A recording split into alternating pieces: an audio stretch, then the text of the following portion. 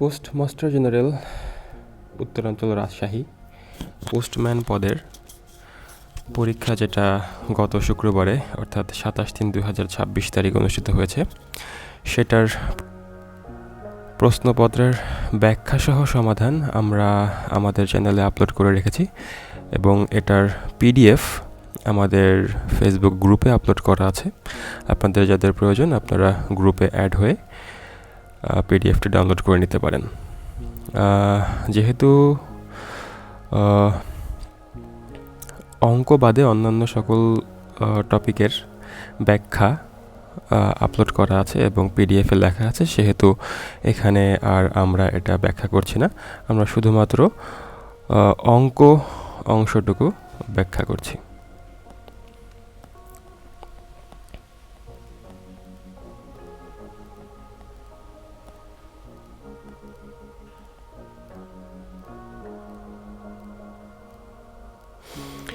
যেমন এই যে 61 নম্বর অঙ্কে বলেছে 10% বার্ষিক সরল সুদে 1500 টাকার 4 বছরের সুদ কত হবে। তো এটা ঐকিক নিয়মেই করা যায়। সেটা হচ্ছে আমরা যদি বলি 10% বার্ষিক সরল সুদ অর্থাৎ 100 টাকার 1 বছরের সুদ 10 টাকা, 1 টাকার 1 বছরের সুদ হবে 10/100।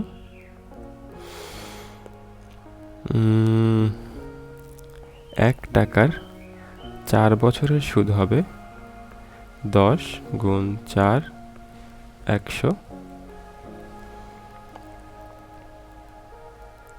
এবং 1500 টাকার 4 বছরের সুদ হবে 10 গুণ 4 গুণ 1500 ভাগ 100। এটা কেটে গেলে 4 15 60 600, এটা অ্যান্সার।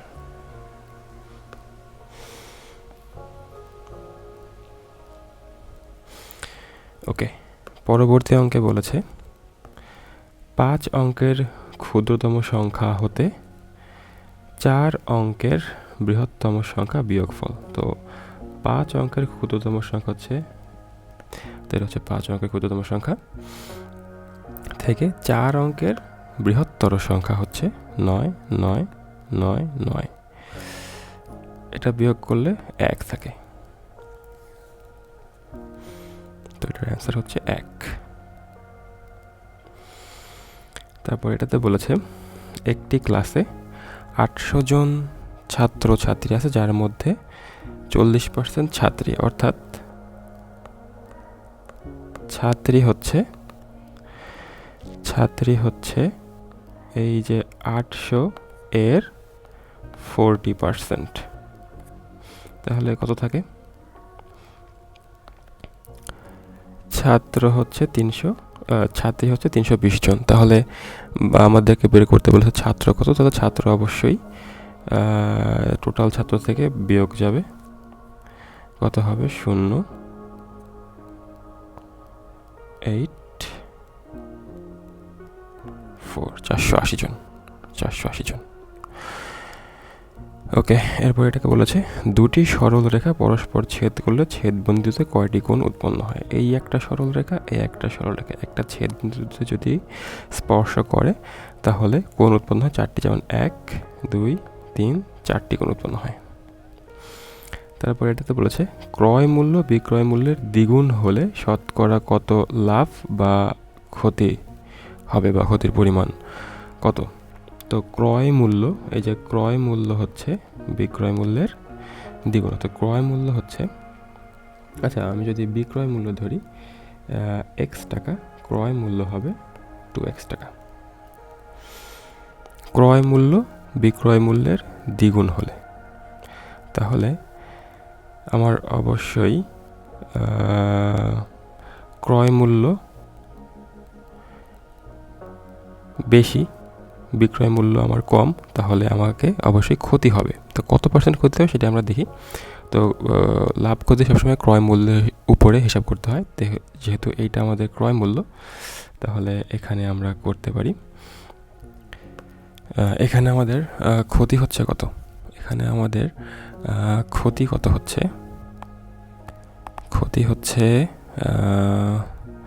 বিক্রয় মূল্য ক্রয় মূল্য মাইনাস বিক্রয় মূল্য, তাহলে আমাদের এক্স টাকা ক্ষতি হচ্ছে। তাহলে 2x টাকা ক্রয় মূল্যে আমাদের ক্ষতি হয় এক্স টাকা, 1 টাকা ক্রয় মূল্যে আমাদের ক্ষতি হবে এক্স বাই 2x টাকা, আর 100 টাকা ক্রয় মূল্যে আমাদের ক্ষতি হবে এক্স গুণ 100 ভাগ 2x। তো এটা করলে এক্স এক্স কেটে যাবে, এটা করলে 50% আমাদের ক্ষতি হবে।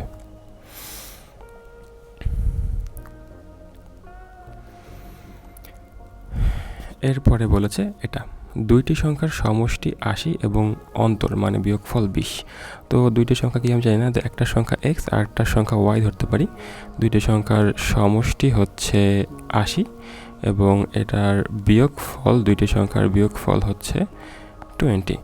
তো এইখান থেকে আমি যদি এই দুইটা রাশিকে যোগ বিয়োগ করি বা আমি যদি যোগই করি তাহলে 2x হবে, এটা তো কেটে যাবে, হবে হচ্ছে এখানে 100।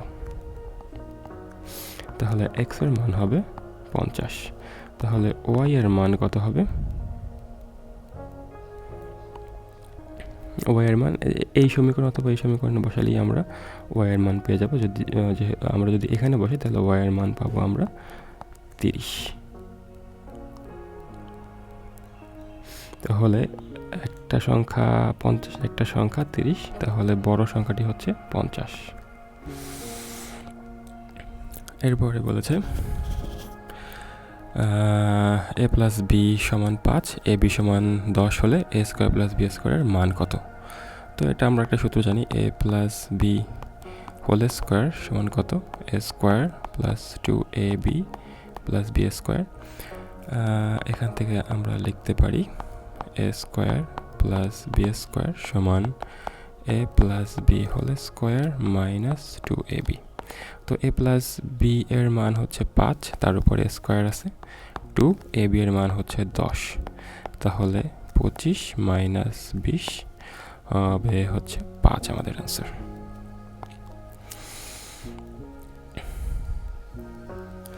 এরপরে দেওয়া আছে একটি আয়তক্ষেত্রের পরিসীমা। এই যে একটা আয়তক্ষেত্র, এর পরিসীমা 50, অর্থাৎ আয়তক্ষেত্রের এই যে প্রস্থ আমি ধরলাম এ এবং দৈর্ঘ্য হবে বি। তো এটার পরিসীমা অর্থাৎ এ 2a প্লাস 2b সমান কত দেওয়া আছে? 50 দেওয়া আছে। আবার বলা আছে এর প্রস্থ এ, মানে এই এ মানে হচ্ছে 10, এই এ মানে 10 দেওয়া আছে, তার মানে এখানে আমি কত বসাতে পারি? এর মান 10 বসাতে পারি, তাহলে 20 2b 50 হবে। 2b সমান সমান হবে 30 অ্যান্ড b সমান সমান হবে 15। তাহলে b মানে আমাদের এটা প্রস্থ, তো এই প্রস্থ b মানে দৈর্ঘ্য, তো দৈর্ঘ্য আমাদের 15 বের হয়ে গেল। এটা হচ্ছে অ্যান্সার। এরপরে বলেছে অর্ধবৃত্তস্থ কোণের মান কত? অর্ধবৃত্তস্থ কোণ কি আগে সেটা বুঝি। যদি একটা বৃত্ত দেওয়া থাকে, এটার একটা কেন্দ্র এবং এইটার যে ব্যাস থাকবে, এই ব্যাসটা এই বৃত্তটাকে দুইটা অংশে ভাগ করবে, যেমন উপরের একটা অংশ এবং নিচের একটা অংশ। তো বৃত্তস্থ কোণ হচ্ছে এই যে ব্যাস, আমি ব্যাস ধরলাম এ এবং বি, এই ব্যাস থেকে বৃত্তের অর্ধবৃত্ত, আমি মনে করলাম উপরের অংশটাই ধরলাম, এইটা আমরা কনসিডার করলাম না। তো এই বৃত্তের যে কোনো জায়গায়, এই বিন্দু হতে পারে, এই বিন্দু হতে পারে, এই বিন্দু হতে পারে, এই বিন্দু হতে পারে, যে কোনো বিন্দুই হোক না কেন, এই যে এই এ থেকে এবং বি থেকে যে কোণ, এই যে কোনো একটা বিন্দু আমি ধরলাম, এখানে পি একটা বিন্দু ধরলাম, তো আমি যদি এখানে একটা কোণ আঁকি তাহলে এইটাই হচ্ছে অর্ধবৃত্তস্থ কোণ। এ পি বি এই কোণটাই হচ্ছে অর্ধবৃত্তস্থ কোণ, আর অর্ধবৃত্তস্থ কোণ সবসময় 90 ডিগ্রি হয়। ওকে, একটি স্কুলে ছেলে ও মেয়ের অনুপাত 5:3। যদি স্কুলে মেয়ের সংখ্যা 210 জন হয় তবে ছেলের সংখ্যা কত? ওকে, একটি স্কুলে আমি মনে করলাম ছেলে হচ্ছে 5x এবং মেয়ে হচ্ছে 3x জন, যেহেতু অনুপাত দেওয়া আছে। যদি স্কুলে মেয়ের সংখ্যা 210 জন হয়, অর্থাৎ এই যে 3x সমান যদি 210 জন হয় তাহলে ছেলের সংখ্যা কত? তো এই যে এইখান থেকে আমরা x এর মান বের করতে পারি। এখান থেকে x এর মান কত হয়? 3 × 7 = 21, 70। আর এই x এর মান যদি এখানে বসিয়ে দিই তাহলে কত হবে? 5 গুণ x এর মান হচ্ছে গিয়ে 70, তাহলে 5 × 7 = 35, 350 জন ছেলে আছে ওখানে স্কুলে। এবার বলেছে 1 থেকে 10 পর্যন্ত মৌলিক সংখ্যাগুলোর গুণফল কত? তো 1 থেকে 10 পর্যন্ত মৌলিক সংখ্যা হচ্ছে যেই সংখ্যাকে 1 দিয়ে ভাগ করা যাবে অথবা ওই সংখ্যা দিয়েই ভাগ করা যাবে, এদেরকে মৌলিক সংখ্যা বলে। যেমন আমি যদি বলি 2কে দেখবেন আপনি 1 দিয়ে ভাগ করতে পারবেন আর 2 দিয়েই ভাগ করতে পারবেন, এছাড়া অন্য কোনো সংখ্যা দিয়ে ভাগ করতে পারবেন না। যদি আমি 4 কল্পনা করি, 2 একটা মৌলিক সংখ্যা, যদি 4 কল্পনা করি, 4কে আপনি 1 দিয়ে ভাগ করতে পারবেন, 4 দিয়ে ভাগ করতে পারবেন, কিন্তু 2 দিয়ে ভাগ করতে পারবেন। মানে 1 এবং ওই সংখ্যা ভিন্ন যদি অন্য কোনো সংখ্যা দিয়ে ভাগ করা যায় তাহলে ওইটাকে মৌলিক সংখ্যা বলা যায় না। তার মানে 4 মৌলিক সংখ্যা না। তাহলে 1 থেকে 10 পর্যন্ত মৌলিক সংখ্যা আছে হচ্ছে 2, 3, 4 হবে না, 5, 6 হবে না, 7 হবে, 8, 9, 10 আর নাই। তাহলে 5 × 2 = 10, 3 × 7 = 21, তার মানে 210 হচ্ছে অ্যান্সার। একটি বর্গক্ষেত্রের ক্ষেত্রফল 400 বর্গমিটার হলে পরিসীমা কত? তো একটা বর্গক্ষেত্র, এর 4 বাহুই সমান, এ এ এ এ আমাদেরকে দেওয়া আছে ক্ষেত্রফল, অর্থাৎ a² = 400 দেওয়া আছে, অর্থাৎ a সমান কত? 20 × 20 করতে পারি, এই তাহলে আমি 200 রুট করে দিতে পারি, তাহলে কত হয়? 20, অর্থাৎ a এর মান 20। তাহলে পরিসীমা কত? তাহলে 4a সমান কত? 4a সমান হচ্ছে a এর মান যেহেতু 20, তাহলে 4 × 20 করলে হয় 80, তা 80 হচ্ছে এর পরিসীমা। বৃত্তের ব্যাসার্ধের অর্ধেক দৈর্ঘ্যকে কি বলে? এই হচ্ছে বৃত্ত, এইটা হচ্ছে এর ব্যাসার্ধ, এটা কেন্দ্র, এর অর্ধেক যে দৈর্ঘ্য, এতটুকু দৈর্ঘ্যকে বলা হয় হচ্ছে এটা হচ্ছে ব্যাস, এর অর্ধেক দৈর্ঘ্যকে বলা হয় ব্যাসার্ধ। এরপরে বলেছে একটি ঘড়ি 500 টাকায় বিক্রয় করলে 20% ক্ষতি হয়, ঘড়িটির ক্রয় মূল্য কত? তো আমরা এই যে এখান থেকে কিছু ইনফরমেশন পাই, যেমন 20% ক্ষতিতে ক্রয় মূল্য আর বিক্রয় মূল্য কত? যেহেতু ক্ষতি হয়েছে তার মানে বিক্রয় মূল্য কম হয়েছে। তো আমি যদি ক্রয় মূল্য 100 টাকা ধরি, 20% ক্ষতিতে এর বিক্রয় মূল্য হচ্ছে 80 টাকা। তো এখন এইটা থেকেই আমরা ঐকিক নিয়ম ব্যবহার করে ক্রয় মূল্য বের করতে পারি। তো এখান থেকে আমাদেরকে বের করতে বলেছে ক্রয় মূল্য, তাহলে 20% ক্ষতিতে 80 টাকা বিক্রয় মূল্য হলে ক্রয় মূল্য হচ্ছে 100 টাকা। 1 টাকা বিক্রয় মূল্য হলে ক্রয় মূল্য হচ্ছে 100/80, আর এই 500 টাকা যদি বিক্রয় মূল্য হয় তাহলে কত হবে?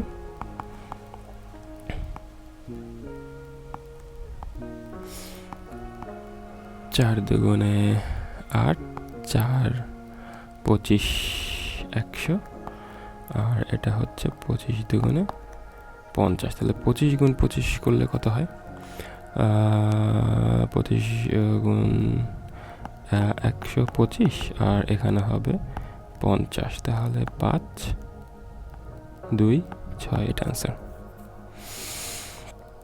এরপরে বলেছে দুইটি সংখ্যার অনুপাত 2:3। তো দুইটি সংখ্যার অনুপাত যেহেতু, তাহলে একটি সংখ্যা আমরা ধরতে পারি 2x, অপর সংখ্যাটা ধরতে পারি 3x। তাহলে এই হচ্ছে আমাদের দুইটা সংখ্যা হয়ে গেল, আর এদের গসাগু দেওয়া আছে 4। তো এই দুইটা সংখ্যার গসাগু কত? বীজগণিতিক রাশির গসাগু নির্ণয় করা যদি আপনারা না বোঝেন, তাহলে আমাদের চ্যানেলে সম্পূর্ণ লসাগু গসাগু একদম বেসিক থেকে আলোচনা করা আছে। আপনারা সেটা যদি দেখেন, আমার মনে হয় লসাগু গসাগু নিয়ে আপনাদের আর কোনো ডিফিকাল্টিস এর সম্মুখীন হতে হবে না। আপনারা সেটা প্লে লিস্টে গিয়ে দেখে নিতে পারেন। তো এখন আমরা অঙ্কেতে ফিরে আসি। এটা হচ্ছে দুইটা সংখ্যা ছিল 2x এবং 3x। তো এটা একটা বীজগণিতিক রাশি হিসেবে কল্পনা করলে এটার গসাগু কত হবে? এটার গসাগু হবে x, এটা হবে এর গসাগু। কিন্তু প্রশ্নে বলা আছে গসাগু 4, অর্থাৎ আমরা প্রশ্ন মতো লিখতে পারি এই x = 4। তো x = কেন 4 লিখলাম, এটা দেখতে গেলে আপনারা সম্পূর্ণ প্লেলিস্ট লসাগু এবং গসাগু এর বেসিক থেকে অ্যাডভান্স যে সিরিজ আছে সেটা দেখতে পারেন। এখানে আলোচনা করলে অনেক বড় হয়ে যাবে এই ভিডিওটা। এই কারণে আমরা সংক্ষিপ্ততার কারণে এখানে বলছি যে আমরা এই দুইটা রাশির গসাগু হচ্ছে x, আবার প্রশ্নে দেওয়া আছে গসাগু 4, অর্থাৎ এই x সমান আমরা 4 লিখতে পারি। তাহলে আমরা x এর মান যদি পেয়ে যাই, তাহলে সংখ্যা দুটি আমরা পেয়ে যাব। তাহলে একটি সংখ্যা হবে 4 দুগুণে 8, আর একটা সংখ্যা হবে 3 4 12। তাহলে বলেছে বৃহত্তম সংখ্যাটি কত? এই যে বড় সংখ্যাটি 12, এটা হয়ে গেল। এরপরে একটি বর্গাকৃতি ক্ষেত্রের পরিসীমা, বর্গাকৃতি, এই যে এটা বর্গ, চারপাশেই বাহু সমান, এর পরিসীমা 48। পরিসীমা বলতে 4a সমান কত?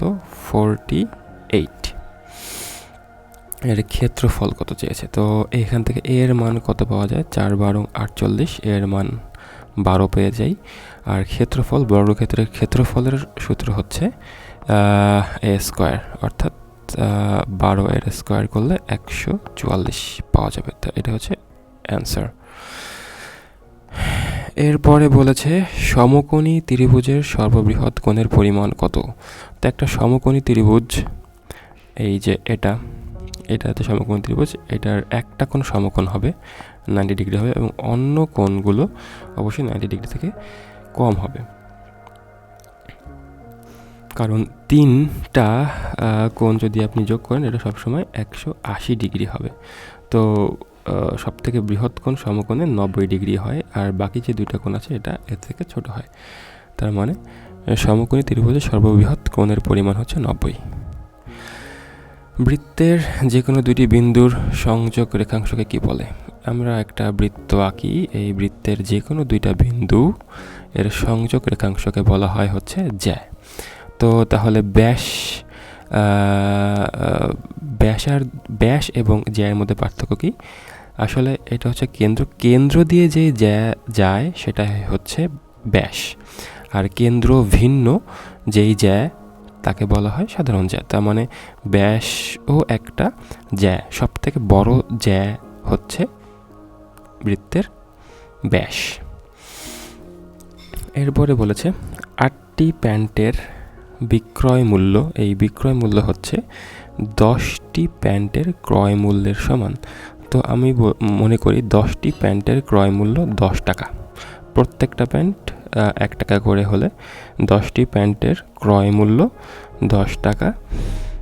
তাহলে বিক্রয় মূল্য, 8টি প্যান্টের বিক্রয় মূল্য ও 10 টাকা। যেহেতু এখানে বলেছে 8টি প্যান্টের বিক্রয় মূল্য 10টি প্যান্টের ক্রয় মূল্যের সমান, তার মানে এই ক্রয় মূল্য এই বিক্রয় মূল্যের সমান, তাহলে 8টি প্যান্টের বিক্রয় মূল্য 10 টাকা।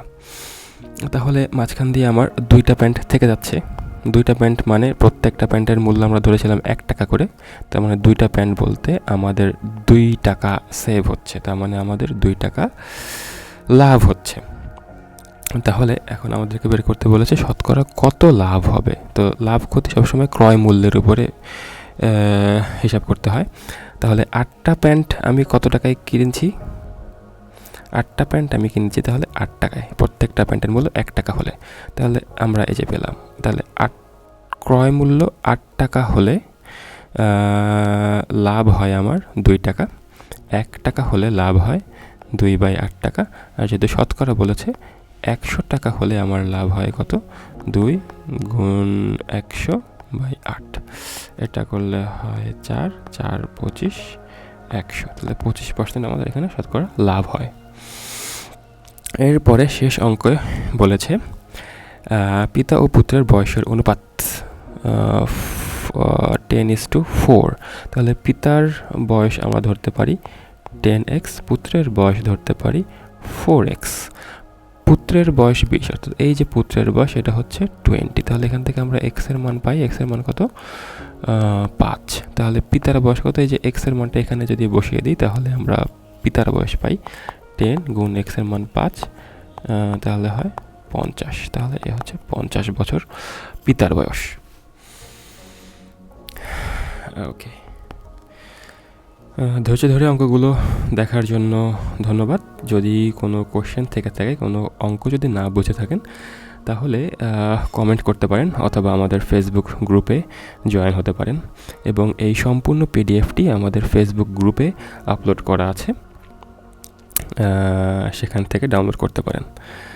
আর এই পোস্টমাস্টার জেনারেলের অধীনে কার্যালয়ে পোস্টম্যান পদের কোশ্চেনের অন্য যত অঙ্ক ব্যতীত, যেমন বাংলা, ইংরেজি, সাধারণ জ্ঞানের যেই প্রশ্নগুলো ছিল সেগুলোর সব পিডিএফ ব্যাখ্যা সহ আপলোড করা আছে, আপনারা ফ্রি ডাউনলোড করতে পারবেন।